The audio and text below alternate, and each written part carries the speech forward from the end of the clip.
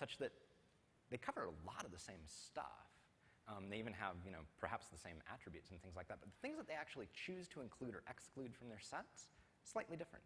And it is, it's not quite the freedom fighter, terrorist type dichotomy, but it's the, idea. Well, in fact, here's a world where it's very formal, and I think it's amazing. You understand the problem in systematic biology, right? There are a lot of different ways to describe the phylogenetic kingdom.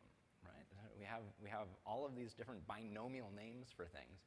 And it turns out that it's really, I don't have to tell you. The people that I've been chatting with are sitting in the audience. And it's just amazing to me that, I have to tell you not only the name, but I have to tell you the citation. And so that you understand sort of what part of the description might differ from this other person who's using the same name, but actually was looking at a different specimen. And you can understand sort of from a long-term academic perspective how this happened, right? You had folks that were working in disparate parts of the world. Communication channels were actually very expensive. You had to get on a boat and go somewhere if you wanted to go collect. We had 5 of these, exemplars in the world, and you think you found one, but it's really hard to go and compare it. So you read the, citation, and you say, oh yeah, I've got one of those. It turns out that it's different for any number of reasons. Now we add genetics on top of it.